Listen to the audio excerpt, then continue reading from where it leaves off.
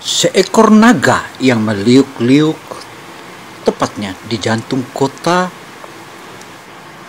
Bau-Bau, pusat Kesultanan Buton. Tentu saja orang tak heran jika melihat naga, tetapi orang tak melihat di mana ekornya. Ekornya itu ada tepatnya di kantor wali kota Bau-Bau.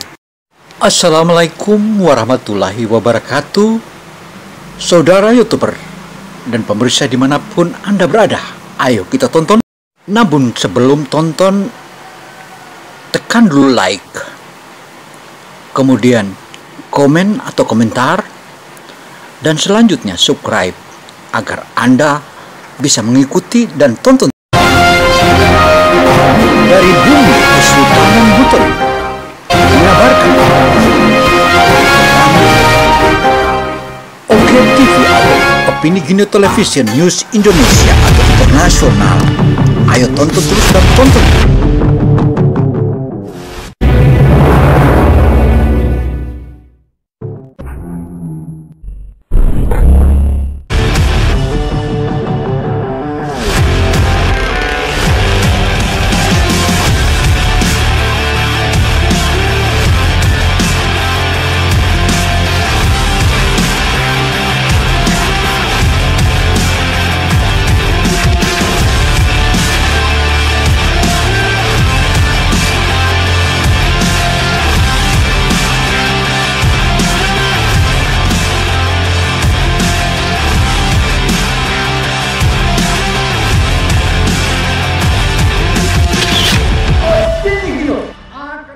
Membongkar tabir.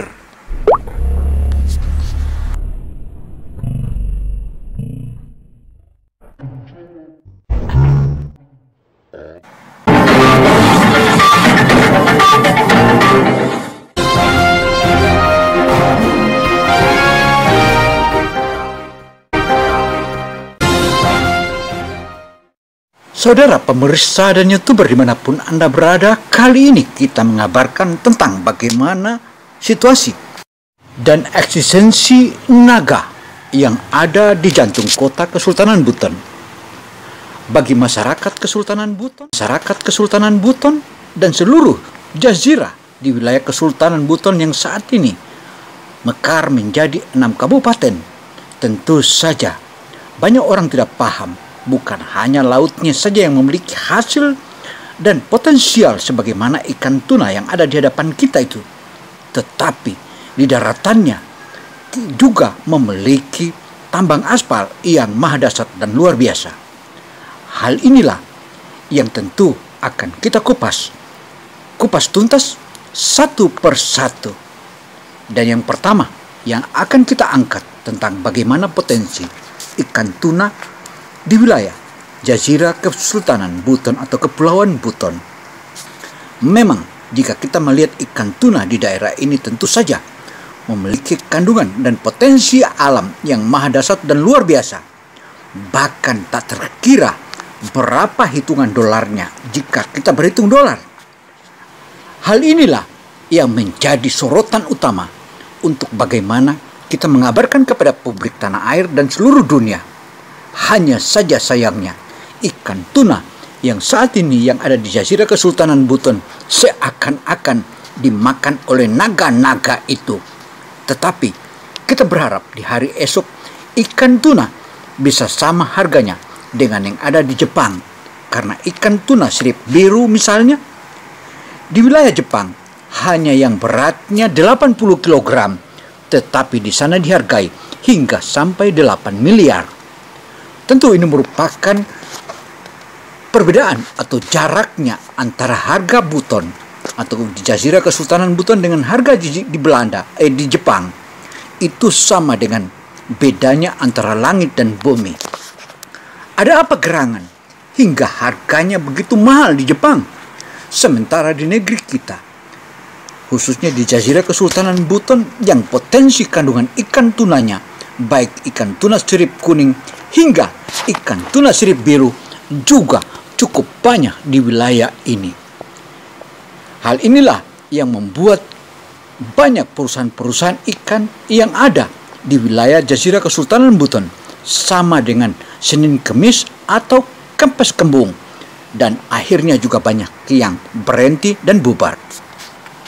Lagi-lagi saudara, kalau Jokowi sudah melakukan hilirisasi buat pertambangan, maka bagaimana dengan hilirisasi di lautan? Dan jika saja terjadi hilirisasi di lautan, tentu saja ikan tuna yang begitu melimpah ruah hasil buminya atau hasil lautannya, di mana lautan yang kedalamannya paling rendah 2000 meter hingga 12.000 meter, tentu ini merupakan harapan-harapan yang akan tumbuh hingga berkembang dan membuat gemuk para nelayan-nelayan di wilayah Jazirah Kesultanan Buton. Kita semua tahu bahwa tuna di wilayah itu dihargai tidak sampai 100.000 per 1 kilogram. Tetapi kenapa di luar Indonesia harganya sangatlah melambung? Ini tentu saja karena nikmatnya dan enaknya daging ikan tuna itu. Sehingga para fakultas-fakultas perikanan, terutama yang ada di wilayah Jazirah Kesultanan Buton dan Sulawesi Tenggara, juga hingga Sulawesi Selatan, tampak saja mereka semua meradang. Artinya, harga ikan tuna yang begitu jaraknya, atau perbedaannya, atau selisihnya begitu besar, ini merupakan salah satu momen utama di tengah-tengah bagaimana bangsa kita untuk terus mengembangkan pundi-pundi ekonominya. Artinya kalau sebelumnya isu yang selalu dipaparkan oleh orang-orang tertentu atau kalangan maklar-maklar internasional menyebutkan bahwa ikan tuna Indonesia dagingnya tidaklah benar. Tetapi isu itu sama dengan isu yang ditiupkan oleh masyarakat Uni Eropa atau pemerintah atau Presiden Uni Eropa menyebutkan bahwa kebun atau kelapa sawit atau minyak kelapa sawit kita itu berpengaruh dengan berbagai macam yang membuat kita pusing. Hal inilah tentu saja Menko Maritim LBP menyebutkan bahwa jika saja Eropa macam-macam, maka kita tinggalkan Eropa dan kita masuk ke pasar Afrika. Dan bagaimana pula dengan ikan tuna? Jika ikan tuna bisa dihargai besar, tentu saja para nelayan-nelayan ikan tuna yang terus setiap saat bersabung nyawa di lautan dalam dan beradu dan tak pernah gentar dengan ombak-ombak. Meski begitu, jika harganya yang begitu relatif murah, masih mereka mengantongi. Jika musim tuna, para nelayan mengantongi hingga 3 jutaan rupiah per 1 hari. Tetapi jika harganya sama dengan harga Jepang, tentu saja para nelayan-nelayan tuna akan sama dengan nelayan tuna yang ada di wilayah Korea dan Jepang. Di sana, jika mengaku bahwa dia nelayan tuna, maka dia adalah merupakan salah satu masyarakat kasta tertinggi. Tetapi kenapa di wilayah Jazirah Kesultanan Buton dan khususnya di Indonesia, terutama di kawasan timur Indonesia, itu dianggap manusia biasa-biasa saja atau pekerjaan biasa-biasa saja? Inilah yang patut kita ungkap, dan bagaimana peran pemerintah dan Menteri Kelautan Perikanan, apa gerangan yang dilakukan dan apa bantuannya selama ini terhadap nelayan tuna. Apakah dia turut main atau juga ikut memainkan peran-peran ini? Wow.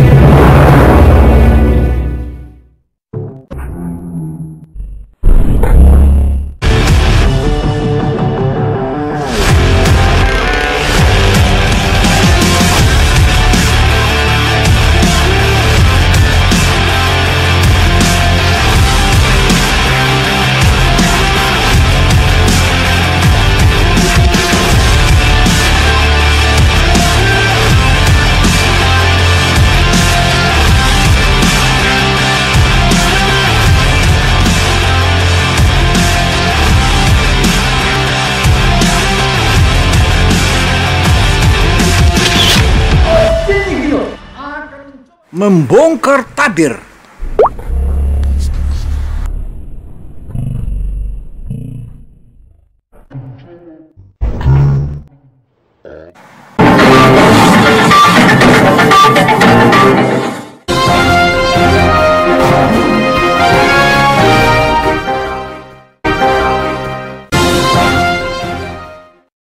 Opini Gino Television Indonesia tentu saja akan terus memperjuangkan bagaimana kestabilan harga ikan tuna sirip kuning dan sirip biru. Untuk itu saudara, tentu saja jika kita melihat bagaimana arus transportasi, baik perhubungan laut yang begitu masif dan begitu telaten, bahkan hingga 36 kali dalam sebulan masuk ke Pulau Buton atau di wilayah jantung kota Kesultanan Buton di kota Bau-Bau. Tentu hal ini, jika kita mengenal Buton, tentu saja kita mengingat bagaimana tambang aspal yang dulu begitu berjaya. Bahkan seluruh jalan di Indonesia itu dipenuhi dengan tambang aspal Buton. Tentu tambang aspal ini merupakan rangkaian kedua kita untuk kita membahasnya.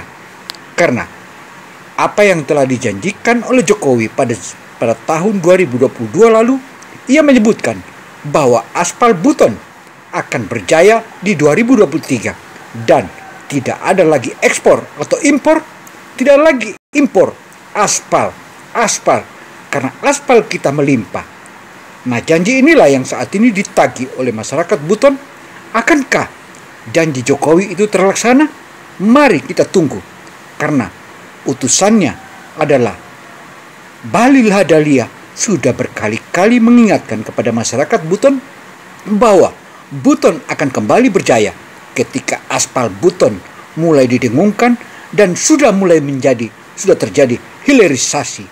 Bukan hanya tuna saja yang menjadi andalan masyarakat di wilayah Jazirah Kesultanan Buton, melainkan juga adanya aspal hitam atau emas hitam.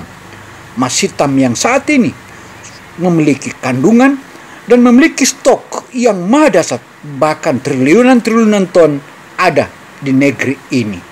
Bahkan masyarakat atau sesepuh masyarakat Buton, jika tambang aspal di Buton itu digali dan diolah dan dijual kepada seluruh masyarakat atau seluruh nasional dan jalan nasional Indonesia menggunakan aspal Buton tidak akan pernah habis karena dia akan tumbuh dan tumbuh. Bukankah aspal itu tainya minyak? Memang jika kita mencari minyaknya tentu saja di wilayah Buton belum nampak, tetapi tai minyak yaitu aspal Buton kini terus nampak. Bahkan kita bisa lihat apa yang terjadi di lautan wilayah Jazirah Kesultanan Buton begitu hebat, sehingga para nelayan meskipun harganya masih sangat murah, tetapi para nelayan ikan tuna setiap harinya paling rendah membawa pulang uang 3 juta rupiah. Tetapi saudara, mereka bukan semudah itu atau semudah membalikan telapak tangan untuk mendapatkan ikan tuna. Karena rata-rata para nelayan ikan tuna ini, mereka keluar dan tinggalkan rumah, mulai mereka angkat sau dan berlayar, mulai dari jam 2 dini hari atau jam 2.00 dini hari, mereka sudah menuju ke area fishing ground. Dari awal atau begitu tiba kurang lebih 3 mil dari pesisir pantai Jazirah Buton, maka mereka mulai mancing ikan cumi. Bahkan cumi-cuminya juga pun itu bisa dikatakan oleh para nelayan tuna, jika kita hanya memancing cumi-cumi, mungkin hanya kita mancing kurang lebih 2 jam, kapal-kapal yang kita muat itu sudah syarat. Itu pertanda bahwa makanan-makanan ikan tuna di wilayah Jazirah Kesultanan Buton begitu melimpah ruah. Artinya kedalaman laut di wilayah Jazirah Kesultanan Buton yang begitu potensial itu tentu saja akan menjadi tempat perkumpulan atau tempat gerombolan-gerombolan ikan tuna yang ada di Jazirah Kesultanan Buton ini. Ayo tonton dan teruslah tonton. Memang jika kita membahas potensi alam di Jazirah Kesultanan Buton tidak akan pernah habis-habis.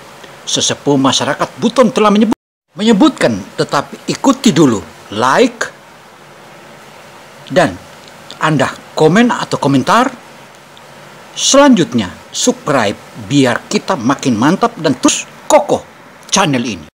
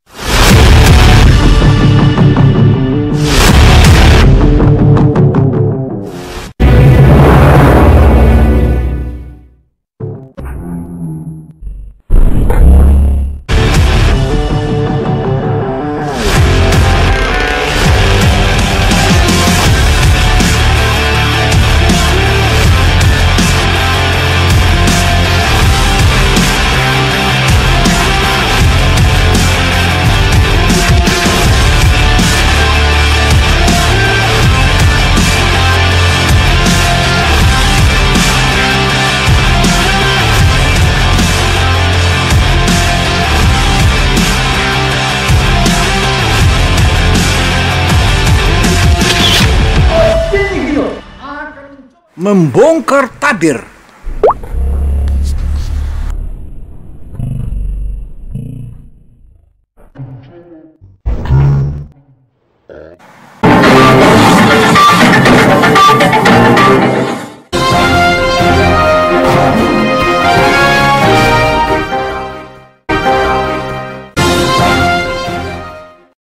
Demikianlah paparan Opini Gini Television Indonesia.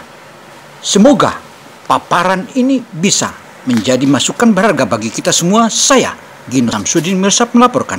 Wassalamualaikum warahmatullahi wabarakatuh.